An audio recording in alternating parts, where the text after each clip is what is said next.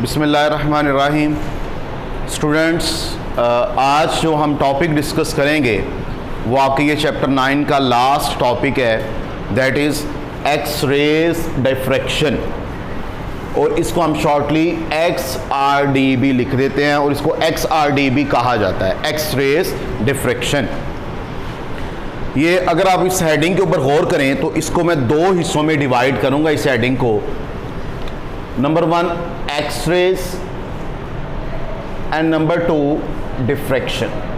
और इस phenomena of diffraction के बारे में हम ऑलरेडी पढ़ चुके हैं। एक्स रेज क्या होती हैं?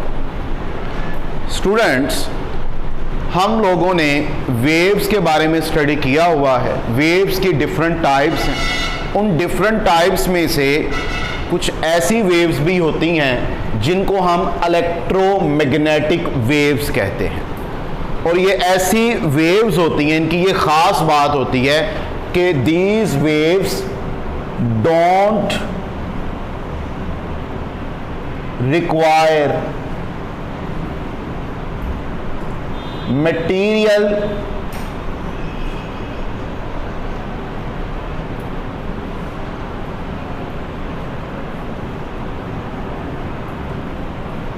These waves don't require material medium to propagate.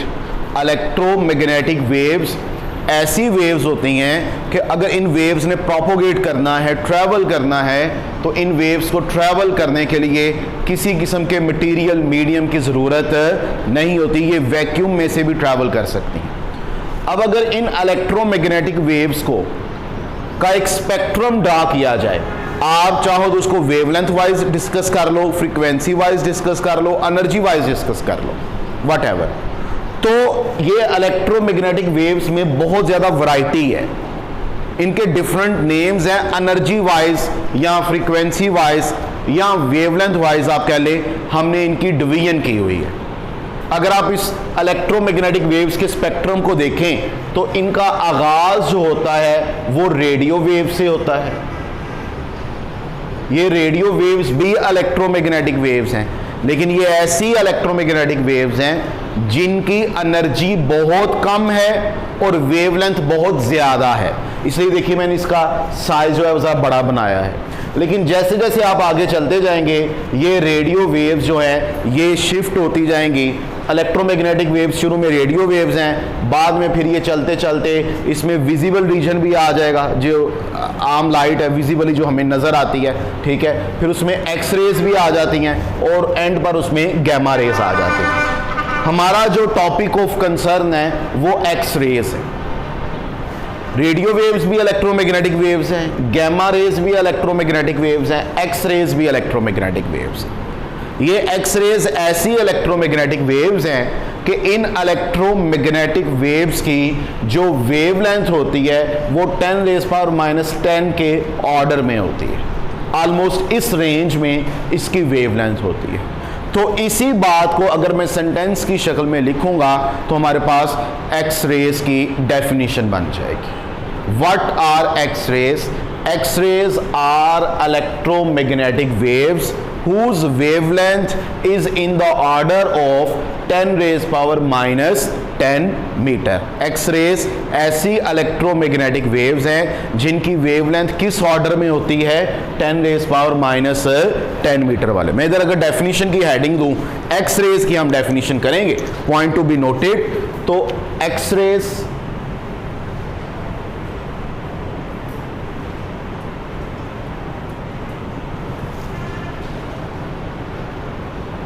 जी क्या है जी X rays? These are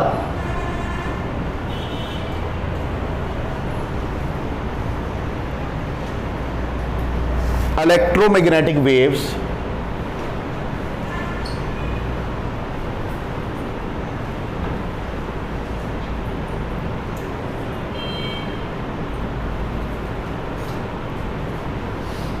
whose wavelength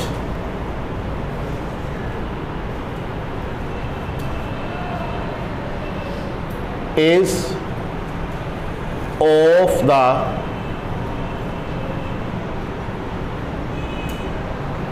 order of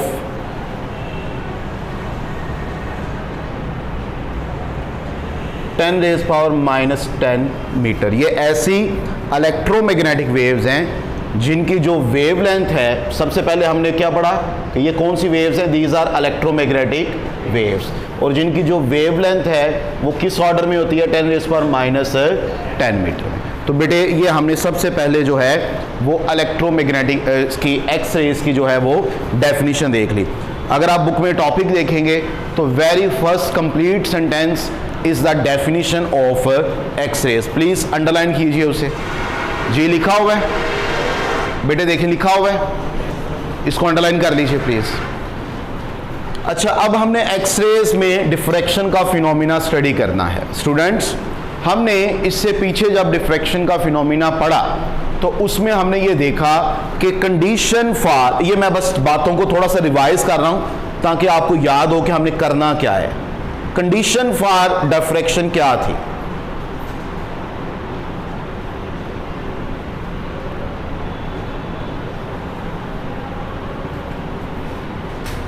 diffraction का फिनोमिना करवाने के लिए कंडीशन क्या थी? यकीनन आप स्टूडेंट्स को याद होगा कि अगर डिफ्रैक्शन का हमने फिनोमिना करवाना है तो हमने ये कंडीशन अप्लाई की थी कि वो जो वेव्स आ रही हैं आपके पास, उन वेव्स की कोई ना कोई वेवलेंथ तो होगी। तो जब ये वेव्स किसी स्लिट में से गुजरें तो ये स्लिट ऐसी हो कि इस स्लिट का जो साइज है that should be less than the wavelength of the light। यहाँ लाइट की जो वेवलेंथ है वो इस स्लिट के साइज से क्या हो, बड़ी हो, या कम से कम क्या हो, इक्वल हो। अगर ये कंडीशन होगी तो फिर डिफ्रैक्शन का फिनोमिनन होगा, अदरवाइज डिफ्रैक्शन का फिनोमिनन नहीं होगा।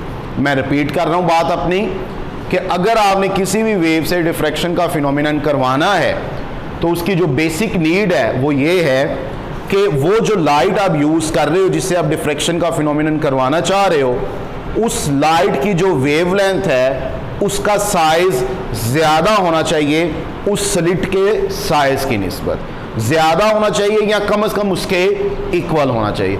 अगर ये नहीं होगा तो फिर ये फिनोमिनन नहीं होगा, ये बात जहन में रखनी है।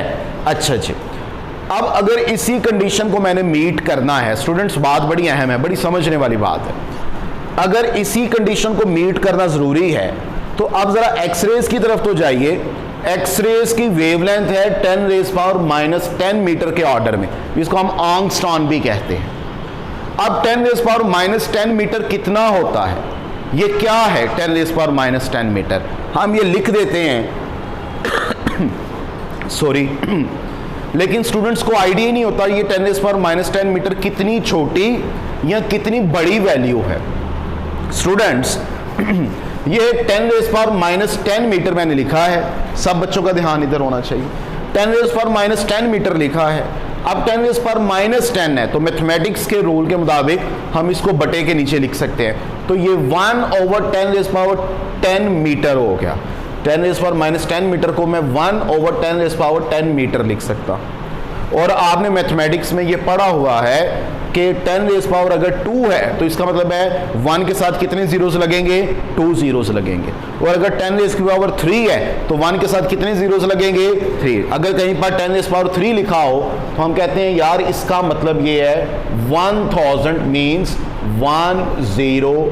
100। एक के साथ जितनी पावर होगी उतने जीरोस लगा देंगे। अगर कहीं पर लिखा होता है 10 रेज़ पावर 6 तो हम समझते हैं दिस इज 1 2 3 4 5 6। तो जितनी पावर होगी उतने नंबर ऑफ जीरोस हम लगा देते हैं। अब अगर 10 रेज़ पावर 10 है तो इसका मतलब है 1 के साथ कितने नंबर ऑफ जीरोस लगेंगे, 10। तो जब 1 के साथ 10 नंबर ऑफ जीरोस लगेंगे तो उसकी जो वैल्यू बन जाएगी आम लैंग्वेज में बन जाएगी कितनी, 10 अरब। कितनी वैल्यू बन जाएगी, 10 अरब बन जाएगी। आप काउंट करके देख लेंगे। और 1 मीटर ऊपर है, 10 रेज़ पावर 10 नीचे है, इसका मतलब ये हुआ कि ये जो 10 रेज़ पावर -10 मीटर वैल्यू है ये असल में ये बता रही है कि ये 1 मीटर लेंथ का कितनवां हिस्सा है, 10 अरबवां हिस्सा है। मतलब अगर आपके पास 1 मीटर की लेंथ हो, उस 1 मीटर की लेंथ को हम बराबर टुकड़ों में डिवाइड करते जाएं। कितने टुकड़ों में डिवाइड करें? 10 अरब टुकड़ों में डिवाइड करें। 10 अरब टुकड़ों में डिवाइड करें तो वो जो एक टुकड़े की लंबाई होगी वो ये होगी।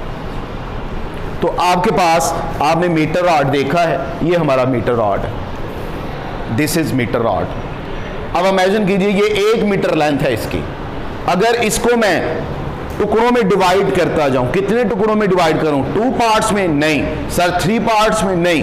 4 पार्ट्स में? नहीं। कितने टुकड़ों में डिवाइड करूं? इस एक लेंथ को अगर मैं 10 अरब बराबर टुकड़ों में डिवाइड कर दूं तो वो जो एक टुकड़ा होगा उसकी ये लेंथ होगी। अब इमेजिन कीजिए कि एक्स रेज की जो वेव लेंथ है वो कितनी कम होती है, इतनी छोटी सी होती है जिसको हम डिटेक्ट भी नहीं कर सकते, मतलब हम वो विजिबल नहीं होती, हम उसको नहीं देख सकते। अब इतनी कम वेवलेंथ की लाइट आप यूज कर रहे हैं, इलेक्ट्रोमैग्नेटिक वेव आप यूज कर रहे हैं, इतनी कम वेवलेंथ की। जब इतनी कम वेवलेंथ की आप इलेक्ट्रोमैग्नेटिक वेव यूज करेंगे, अब अपने जहन में ये बात बैठा लीजिए। अब कंडीशन क्या है कि जो स्लिट का साइज हो वो इस वेवलेंथ से भी कम हो। स्टूडेंट्स, जो स्लिट का साइज हो जिसमें से आपने डिफ्रैक्शन का फिनोमिना करवाना है, उसका साइज वेवलेंथ से भी क्या होना चाहिए? कम होना चाहिए। अब इसकी वेवलेंथ है 1 मीटर का 10 अरबवां हिस्सा। इसका मतलब है जो स्लिट का साइज हो वो इससे भी छोटा हो। तो इतनी छोटे साइज के स्लिट को बनाना मैकेनिकली पॉसिबल नहीं है, ये पॉसिबल ही नहीं है कि इस साइज की वेवलेंथ स्लिट बनाएं जिसका जो साइज है वो 1 मीटर के 10 अरबवें हिस्से से भी कम हो, ये बनाना पॉसिबल नहीं है। फिर क्या किया जाए? 2 साइंटिस्ट थे स्टूडेंट्स, उनका नाम था W.H. ब्रैग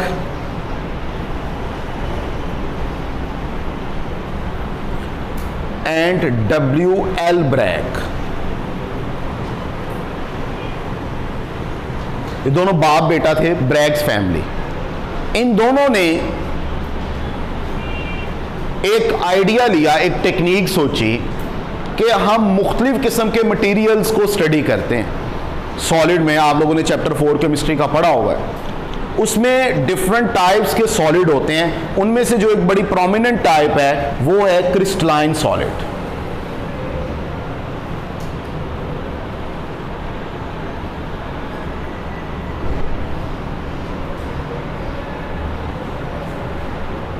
इन क्रिस्टलाइन सॉलिड्स की क्या खास बात है?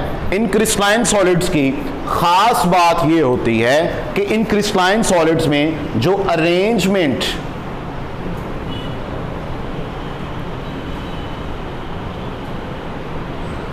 ऑफ एटम्स होता है वो रेगुलर होता है। इन ब्रैग ने ये सोचा कि ये जो क्रिस्टलाइन सॉलिड होते हैं, और इन क्रिस्टलाइन सॉलिड की जो बड़ी बेस्ट एग्जांपल है वो है आपका नमक जो आप इस्तेमाल करते हो एवरीडे लाइफ में, सोडियम क्लोराइड। तो ये सोडियम क्लोराइड का मैंने एक स्ट्रक्चर बना दिया, एक क्यूबिक शेप यूनिट सेल मैंने बना दिया। आप केमिस्ट्री में इसको यूनिट सेल भी कहते हैं। इसके ये क्लोराइड आयन है, ये सोडियम आयन है, ये सोडियम आयन है, ये क्लोराइड आयन है। ये इसमें डिफरेंट लेयर्स बनी हुई हैं। ये अपर लेयर है एटम्स की, ये लोअर लेयर है एटम्स की। और इसी तरह इसको आगे लेकर चलते जाएं तो ये आगे आगे आगे चलती जाएगी, ये इसके नीचे चलती जाएगी। तो आपको एक स्ट्रक्चर सन ये नजर आएगा। और इसमें अगर फर्ज कीजिए कि अगर आपके पास ये सोडियम क्लोराइड है, दिस वन, तो इसमें आपको लेयर्स नजर आएंगी। ये अपर लेयर है, ये जो मैं आपको दिखा रहा हूँ। इसके बाद ये लोअर लेयर है, फिर नीचे वाली, फिर ऐसे, फिर ऐसे, फिर ऐसे, फिर ऐसे, ये आपको लेयर्स नजर आएंगी। जैसे ये अपर लेयर मैंने आपको दिखा दी, फिर उसके बाद नीचे वाली लेयर है, फिर उसके बाद है, फिर उसके नीचे, फिर उसके नीचे, फिर उसके नीचे। इन लेयर्स के दरमियान जो डिस्टेंस होता है, जिसको मैंने यहाँ पर किससे रिप्रेजेंट किया है? डी से, और उसको आप टेक्निकली उसका नाम बोलते हो इंटर प्लेनर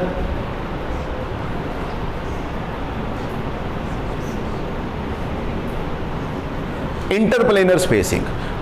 वो जो इन प्लेन्स के दरमियान जो स्पेस होती है वो ऑलमोस्ट इसी ऑर्डर में होती है, तकरीबन उसी ऑर्डर में होती है जिस ऑर्डर में तकरीबन एक्सरेज की क्या है वेवलेंथ है। तो ब्रैग्स फैमिली ने ये आइडिया लिया कि हम इन क्रिस्टलाइन स्ट्रक्चर को यूज कर सकते हैं as a slit for X rays diffraction. हम इन क्रिस्टलाइन मटेरियल्स को यूज कर सकते हैं as a slit for X rays diffraction. X rays की डिफ्रैक्शन करवाने के लिए हम इन क्रिस्टलाइन मटेरियल्स या इन क्रिस्टलाइन सॉलिड्स को यूज कर सकते हैं। इज दैट क्लियर जी? यहां तक किसी बच्चे को कोई मसला? बहुत अच्छे, वेल डन। अब आ जाइए स्टूडेंट्स, हम कैलकुलेशन की तरफ जाएंगे। कैलकुलेशन बड़ी सिंपल सी है, बिल्कुल भी मुश्किल नहीं है। पहले आप जरा देख लीजिए, बाद में आप लोग नोट कर लीजिएगा। मैंने अर्ज किया कि ये आपके पास डिफरेंट लेयर्स हैं। अब मैं इस तरह 3D व्यू तो नहीं बनाऊंगा, लेकिन अगर मैं फ्रंट व्यू दिखाऊंगा आपको तो एक लेयर ये हो जाएगी। मैं एटम्स के साइज को भी बड़ा छोटा नहीं कर रहा, वो तो बस मैंने आपसे एक इंफॉर्मेशन शेयर कर ली। हम एक सिंपल सी ज्योमेट्रिकल शेप बनाएंगे। ये फर्स्ट लेयर में मौजूद एटम्स हैं।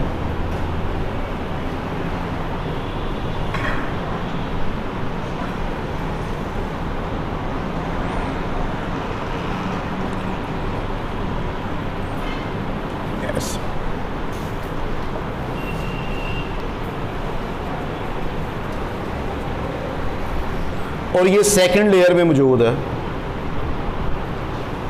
एटम्स।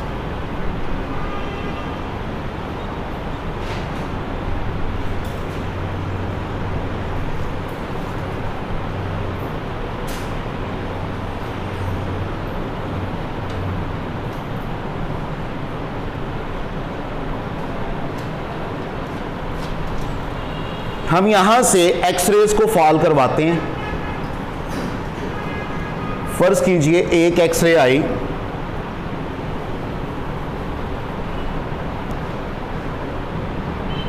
और वो इस एटम से स्ट्राइक करती है। टकराने के बाद रिफ्लेक्शन का फिनोमेना होता है, वो इस तरफ चले जाता है। ठीक, एक्सरे 1 आई से टकराने के बाद रिफ्लेक्शन का फिनोमेना हुआ, इस तरफ चले गए। फिर इसी तरह एक और एक्सरे आती है,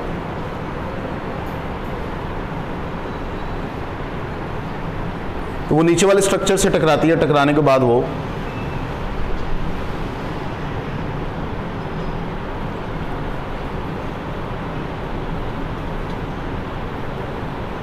ऐसे चली जाती है।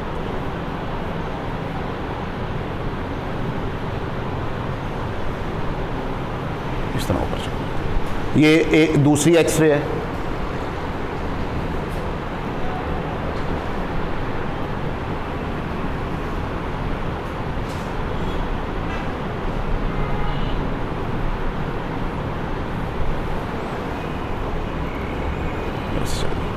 और यहां पर आप लोगों ने क्या किया हुआ है, यहां पर आप लोगों ने एक शीट ऐसी लगाई हुई है।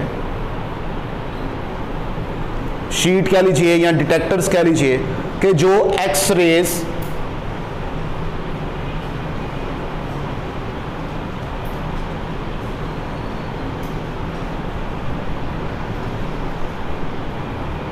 एक्सरेज सेंसिटिव शीट लगा देते हैं, क्योंकि एक्सरेज को हम देख तो नहीं सकते, तो हम ऐसी शीट लगा देते हैं कि जब उस पर जाके वो फॉल करेंगी तो वहां पर वो नजर आ जाएंगे कि स्पॉट बन जाएंगे कि यहां पर आके ये एक्सरेज फॉल कर रहे हैं। अब देखो बेटा, ये रे 1 है, ये रे 2 है।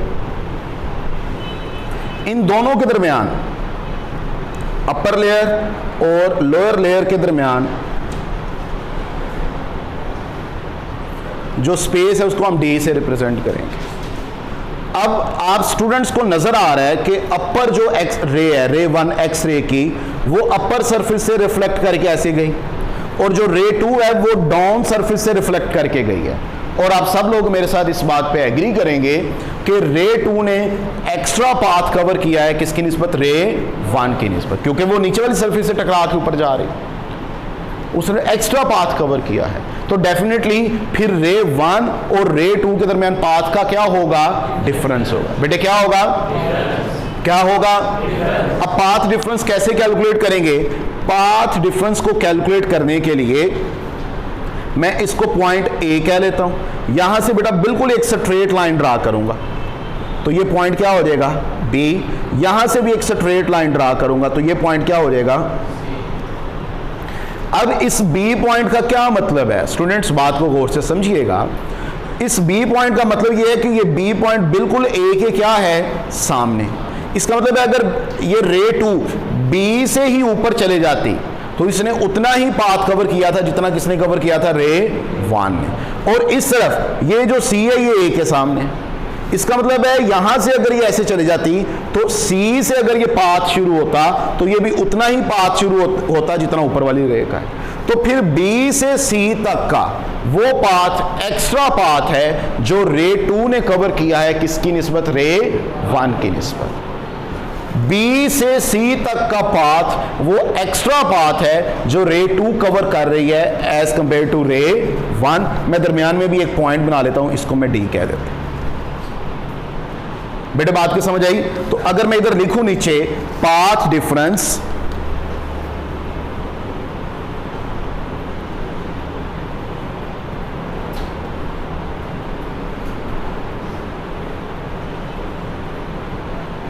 बिटवीन रे 1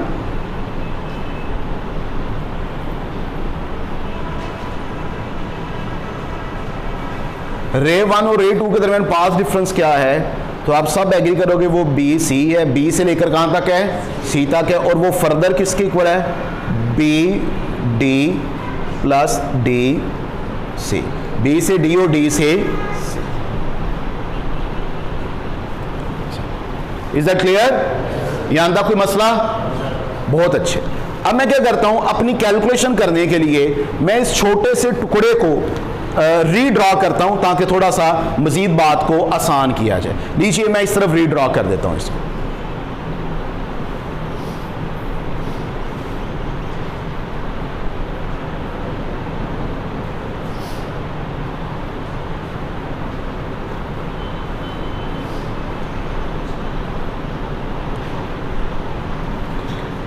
और ये आपके पास ए है, ये डी है, ये बी है। यहाँ पर मैं एक एंगल बना देता हूँ जिसको मैं कह देता हूँ थीटा।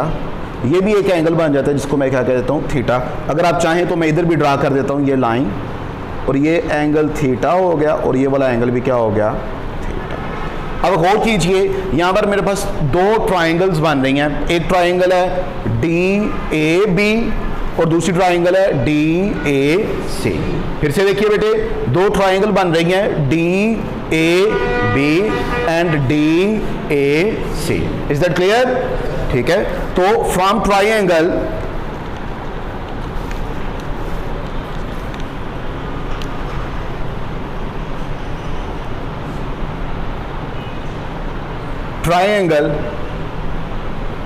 डी ए बी, अगर मैं ये डी ए बी ट्राइंगल ले लूं तो इसका साइन थीटा अगर कैलकुलेट करूं, जी कोई बच्चा बताएगा साइन थीटा किसके इक्वल होता है, परपेंडिकुलर ओवर हाइपोटेन्यूज।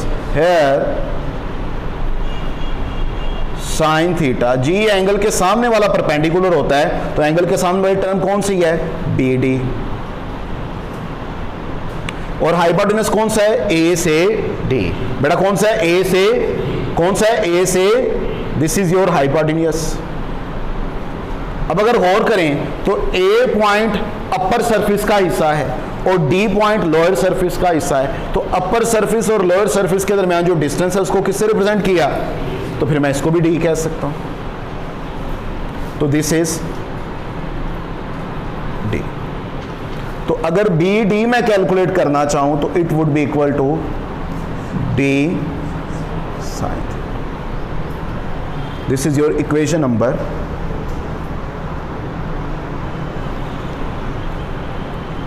इसी तरह फ्रॉम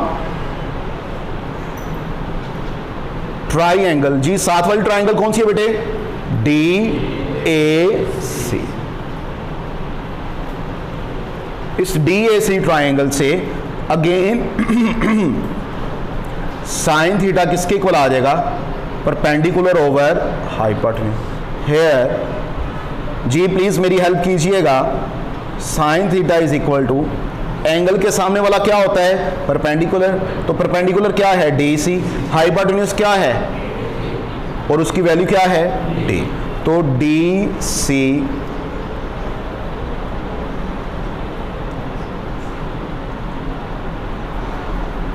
जी। यहां तक clear?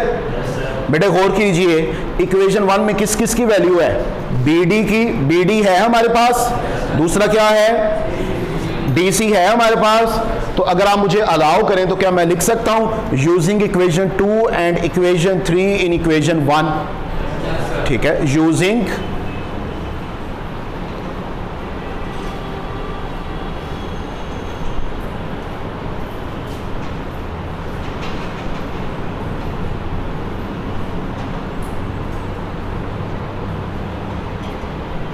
I have BC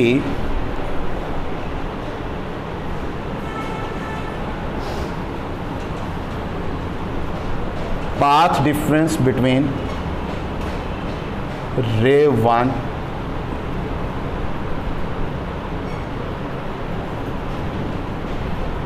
is equal to BC, which is equal to d sin theta plus d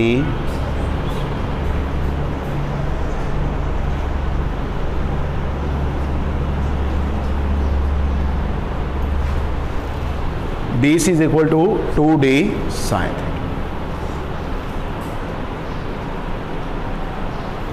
and this is the path difference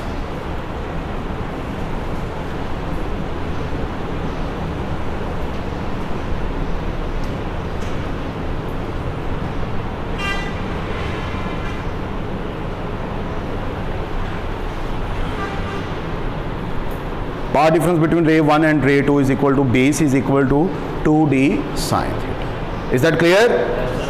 अच्छा, अब अगर मैं ये कह दूं, बात खत्म होने लगी है जी, एक दो स्टेप में फिर बात खत्म हमारी, कि रे 1 और रे 2 जब इस पॉइंट पर मीट कर रही हैं जाके, तो वो इस तरह मीट कर रही हैं कि दोनों एक दूसरे के इफेक्ट को बढ़ा रही हैं। मींस कौन सा फिनोमिना हो रहा है, किस इंटरफेरेंस का फिनोमिना हो रहा है? Constructive interference. कौन सा फिनोमिना हो रहा है? देखिए बेटा, ये रे 1 और रे 2 जाके उधर मीट करेंगे। जब हम मीट करेंगे तो मीट करते हुए दो पॉसिबिलिटीज हो सकती हैं, कंस्ट्रक्टिव इंटरफेरेंस भी हो सकती है और डिस्ट्रक्टिव, मैक्सिमा भी बन सकता है, बताया हुआ ना मैंने, और मिनिमा। और अगर मैक्सिमा बन रहा है तो इसका मतलब ये हुआ कि इन दोनों रेस के दरमियान जो कम से कम पाथ का डिफरेंस है वो किसका मल्टीपल होना चाहिए? लैम्डा का मल्टीपल होना चाहिए।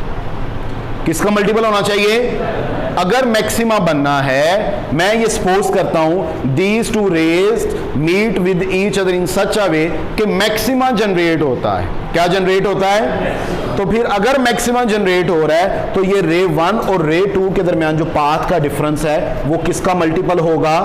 लैम्डा का मल्टीपल होगा।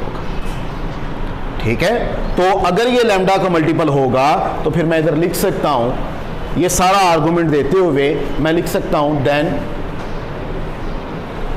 ठीक है, रे 1 और रे 2 इस तरह मीट कर रही हैं कि जब मीट करती हैं तो मैक्सिमा जनरेट होती हैं which shows the constructive interference.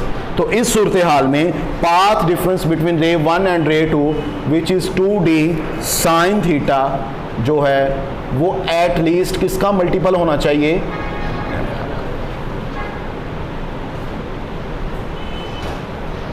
लीजिए बेटे, ये आपके पास इक्वेशन ड्राइव हो गई and this is known as Bragg's law.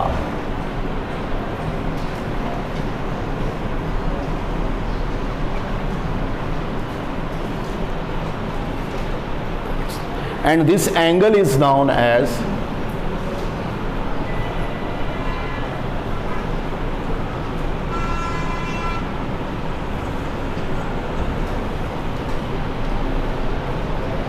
Bragg's angle. ये ब्रैग लॉ कहलाता है और ये जो एंगल है that is known as Bragg's angle. ठीक हो गया जी। और इसको ब्रैग्स इक्वेशन भी कहते हैं, या ब्रैग्स लॉ वो मैंने पहले लिख लिया। अच्छा, अब ये एक्सरेज को यूज कहां पे किया जाता है? यूजेस की तरफ आ जाइए, फिर बात वाइंड अप, बस 2 मिनट। यूजेस,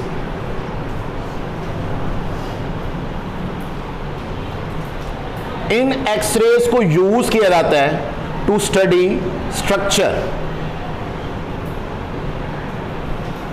स्ट्रक्चर को स्टडी करने के लिए हम एक्सरेज, किसी भी मटेरियल का अगर आपने स्ट्रक्चर फाइंड करना है तो आप उसके ऊपर एक्सरेज फॉल करवाओगे तो आपको उसके स्ट्रक्चर के बारे में इंफॉर्मेशन देगा। जैसे आपकी बुक वाले ने लास्ट पैराग्राफ में डिस्कस किया हुआ है कि अगर आपने हीमोग्लोबिन का स्ट्रक्चर स्टडी करना है या डीएनए का स्ट्रक्चर स्टडी करना है तो डीएनए के स्ट्रक्चर को स्टडी करने के लिए या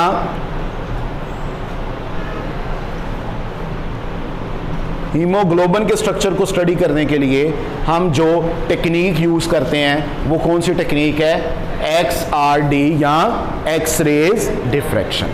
छोटी सी बात बता दूं, आपके सिलेबस में नहीं लिखी हुई लेकिन बात का पता होना आपको जरूरी है कि सर आप यहां पर कंस्ट्रक्टिव इंटरफेरेंस ही करवा रहे हैं। अगर दो रेज आपस में इस तरह मीट करें कि वो इस कंडीशन को सेटिस्फाई करें तो फिर क्या होगा? हमने कहा कि वो इस तरह मीट करें कि इस कंडीशन को सेटिस्फाई कर रही हैं। सर अगर वो इस तरह मीट करें कि इस कंडीशन को सेटिस्फाई करें फिर क्या होगा?